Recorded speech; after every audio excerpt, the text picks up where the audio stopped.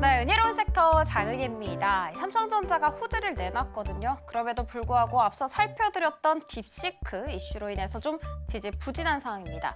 자, 그러면 어떤 호재가 있었는지부터 하나씩 이야기 나눠보도록 할게요. 현지 시간 31일 블룸버그에 따르면 삼성전자가 드디어 엔비디아로부터 퀄 테스트를 통과했다고 합니다.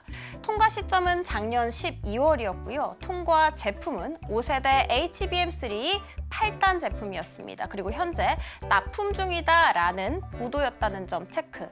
자, 그러면 이 HBM3 8단 어디에 들어갈까? 엔비디아의 중국 전용 저사양 AI 가속기에 탑재될 것이다 라고 이야기했습니다. 자, 그리고 이 부분에 대해서는 삼성전자와 엔비디아 양사 모두 다 코멘트를 거부했다는 점까지 함께 체크해드리도록 하겠습니다. 자, 한편 더 업그레이드 버전이라고 할 수 있는 HBM3E 12단 같은 경우에는 하반기에 퀄 테스트를 통과할 것이다 라고 이야기 나오고 있는 상황이라는 점 알려드리도록 할게요.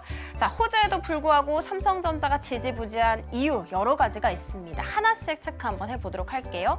먼저 우리가 쉬는 동안 국제신용평가사 무디스가 삼성전자의 신용등급 전망을 하향 조정을 했습니다. 기존 안정적이었는데 이것을 부정적으로 내려잡았어요.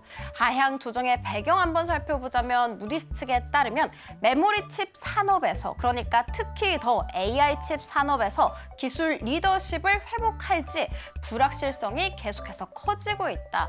이로 인해서 향후 12개월에서 18개월간 수익성은 보통 수준만 유지가 될 것이다 라면서 하향 조정의 배경을 밝히기도 했습니다.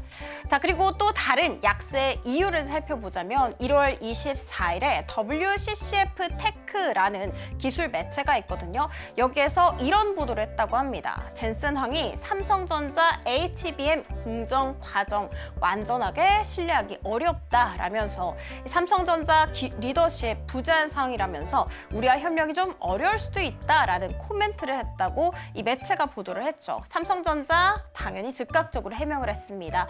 우리와 엔비디아 돈독한 사이이면서 플러스 알파로 협력을 잘하고 있다라고 얘기를 했었는데, 사실 오늘 들려온 이슈 엔비디아 공급 이슈가 있었죠. 이 이야기를 봤을 때 협력은 잘하고 있는 것으로 보여지고 있습니다. 자, 그리고 무엇보다도 약세의 가장 큰 요인은 딥시크라고 볼 수가 있겠죠. 정말 놀라운 기술력이었습니다. 그럼에도 불구하고 많은 논란이 일고 있어요. 논란 크게 4가지로 한번 정리해봤습니다. 일단 중국산 제품에 꼬리표처럼 따라붙는 것이 개인정보 유출 우려이죠. 딥시크 역시도 피해갈 수 없는 상황. 미국의 해군 같은 경우에는 이 딥시크 사용을 전면적으로 금지했다고 합니다. 자, 그리고 두 번째는요. 오픈 AI 측에 따르면 우리들의 챗GPT 데이터 무단으로 도용을 했다라는 의혹을 제기했습니다. 자, 그리고 일론 머스크 같은 경우에는 이 딥시크가 쟁여두고 있었던 엔비디아 고사양 칩 H100을 수만 개를 사용했다라고 주장을 한 상황이고요. 그리고 마지막 4번째 같은 경우에는 중국 관련 내용이 또 실시간으로 검열된다라는 의혹 일고 있는 상황입니다. 조금 더 디테일하게는 중국과 관련해서, 그러니까 좀 더 디테일하게는 불온 사상으로 간주할 만한 내용을 잔뜩 노출한 다음에 황급히 삭제를 하고 최종 답변을 내놨다라는 경험담이 쏙쏙들이 이야기가 나오고 있는 상황이라는 점 체크해드리도록 하겠습니다.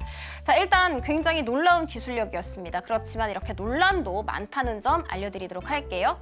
자, 두 번째 이야기 들어가 보도록 하겠습니다. 빙그레 이야기인데요. 인적 분할 및 지주사 전환 계획을 완전 철회를 했다고 합니다.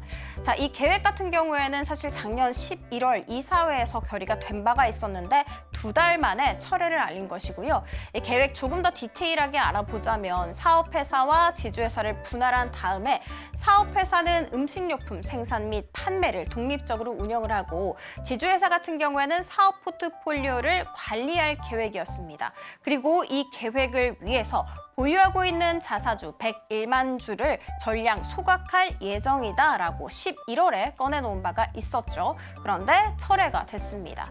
철회의 배경은 무엇이었을까? 사측에 따르면 더 명확한 주주가치 제고 방안 마련이 좀 필요했다라고 이야기를 했고요.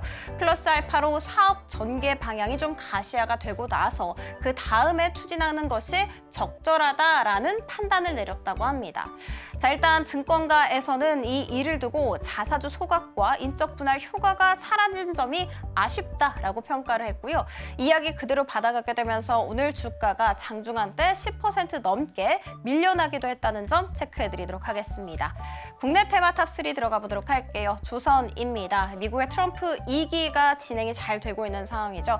이 안에서 한국의 조선업계 일감이 증가할 것으로 전망 나오고 있고요. 그리고 지난 거래일에 하나오션이 또 4분기 호실적을 꺼내놓음과 동시에 2025년 그러니까 올해까지도 실적이 순항을 보일 것이다라는 예고도 했습니다. 이와 같은 이야기 속에 한화오션 같은 경우에는 장중한 때 5% 이상의 상승세를 그리기도 했고요. 그리고 오늘 이 세 종목 안에서는 HD 현대중공업이 가장 강한 상승 탄력을 보여주고 있습니다. 자, 그리고 두 번째는 로봇입니다. 현대차 그룹이 휴머노이드 로봇을 공장에 투입할 것이라고 밝혔죠. 이뿐만이 아니라 나우 로보틱스라는 기업이 있는데 이 기업이 코스닥 시장에 상장을 하기 위해서 예비 심사 승인을 받았다고 합니다. 이 두 가지 재료를 받아가게 되면서 라운텍과 하이젠 R&M 그리고 레인보우 로보틱스까지 장중한 때 20% 안팎의 고공행진을 하기도 했습니다. 자, 그리고 마지막 가장 뜨거운 AI 챗봇과 인터넷 대표주입니다. 그리고 가장 뜨거운 상승 재료는 역시나 딥시크를 꼽을 수가 있겠죠. 이 딥시크가 이 저비용, 고성능 AI 출현이라는 데서 굉장히 유의미하다고 시장에서는 판단하고 있고요.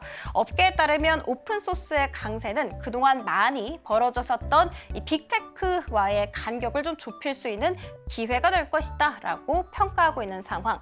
플리토 같은 경우에는 장중한 때 상한가 터치하는 움직임 보이기도 했고요. 지금 현재도 카카오와 네이버 같은 경우에는 6% 이상의 상승세를 나란히 그려주기도 했습니다. 자, 지금까지 은혜로운 섹터 함께 살펴봤습니다.